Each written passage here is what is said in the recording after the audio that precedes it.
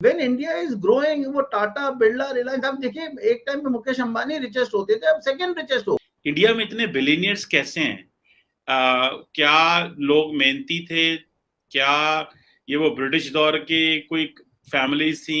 ये है क्या? क्योंकि अगर आप देखें इंडिया के बिलियनियर्स की, मुकेश अंबानी को लें, अदानी, गौतम अदानी की फैमिली लें, शिव नडर को लें, पुणेवाला को लें, लक्ष्मी मित्तल को लें, कुमार बिरला को लें, लेकिन आई वांटेड टू नो।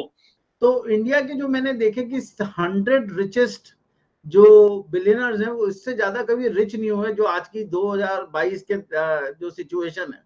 इनकी टोटल वर्थ जो है चीमा साहब $775 बिलियन है। मतलब अगर दुनिया जो इस वक्त कोरोना और यूक्रेन की वजह से जो प्रेशर झेल रही है, उसके बावजूद भी the recovery has been much faster and India is becoming the 5th largest economy.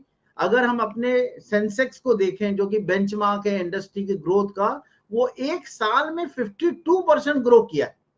The fastest growing, I would say, indices in the entire stock markets, at least in Asia, I can vouch straight away, right? और अडानी साहब को अगर आप जैसे कह रहे हैं, तो अडानी साहब जो है वो $115 बिलियन वर्थ है, और अब थर्ड हो गए हैं पूरी इसमें वर्ल्ड में।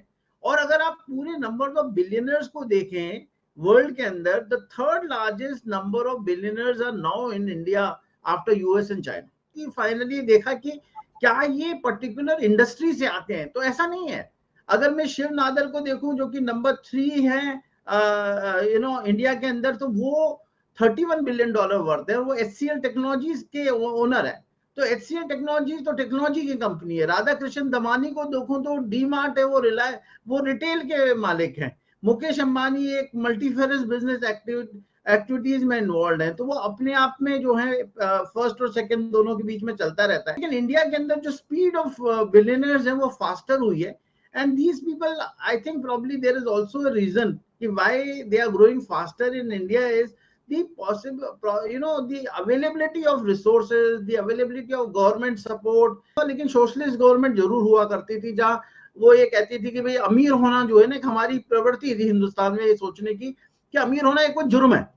मतलब हमारे देश में इतने गरीब लोग हैं तो हम अमीर कैसे हो सकते। ये जितने भी हमारे स्टार्टअप्स हैं, top 10 startup, they all billionaires. तो fact of the matter is there is an atmosphere of growth, acceptance of the fact that these are the people who create jobs in India. मतलब ऐसा नहीं कि ये खुद rich हो रहे हैं या ये किसी गवर्नमेंट ऑफिशियल्स के बहुत अच्छे मतलब रिश्तेदार हैं या दोस्त हैं या कोई पर्टिकुलर इंडस्ट्री है जो ग्रो कर रही है, ऐसा नहीं। It's all round development, and there is an acknowledgement on part of the government that the private sector is going to help the nation grow faster।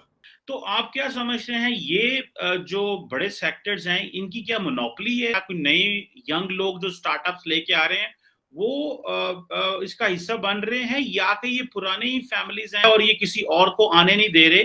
ये बात जो है वो किस हद तक ठीक है, और इस पे जरा हमें थोड़ा बताएं कि यंग कितने लोग हैं? क्योंकि लार्जली जो मैंने लेट्स से जो बिलियनियर्स देखे हैं, भले मुकेश अंबानी हो, उनकी एज 65 है, गौतम अदानी 60 है, शिव नाडार 77 है, इस तरह पुणे वाला साहब 81 है, बहुत सारे और जितने भी लोग देखें दे आर ऑल अबव 70।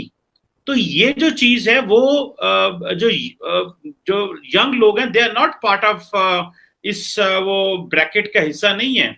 सो इसको आप कैसे देखते हैं? क्या ये मोनोपोली होगी, या India is so busy to celebrate, इन्हीं को सेलिब्रेट कर रहा है and the people are not coming up? इसको आप कैसे देखते हैं? देखिए चीमा साहब, मैंने ना जब इसको बड़े ध्यान से नंबर्स को देखा तो I was pretty surprise that जो अल्ट्रा हाई नेटवर्थ इंडिविजुअल जिसे कहते हैं, वो अप्रोक्सीमेटली 39% और ग्रो करेंगे next 5 years। Means I'm talking about numbers of people. I'm not talking about they become richer from what they are right now.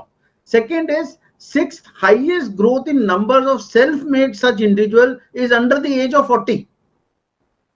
40 साल से कम उम्र के जो लोग हैं, they are really growing fast. In fact आपने जब मोनोपोली की बात की तो आज इंडिया के पार्लियामेंट में जो पार्लियामेंट्री कमेटी है उसके सामने 10 टॉप स्टार्टअप्स को बुलाया गया। या किन फील्ड्स में ज्यादा इन्वेस्टमेंट्स आ रही हैं, और ये जो बड़े कंपनियां हैं ये कहाँ पैसा लगा के ज्यादा जो है वो इन्होंने पैसा बनाया है?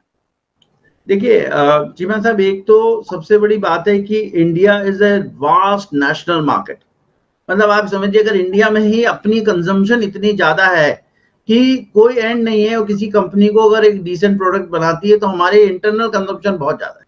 दूसरी बात, हमारे पास जो मैन पावर है ना चीमा साहब, वो एक इंटरनल माइग्रेशन में अभी शिफ्ट हो रही है। जैसे पहले चाइना में हुआ था कि उनके इंटीरियर प्रोविंसेस से कोस्टल बेल्ट में आने लगे, जहां पे इंडस्ट्रीज ग्रो हो रही थी। तो ये एक अपने आप में बहुत बड़ा चेंज है हमारे यहाँ पे।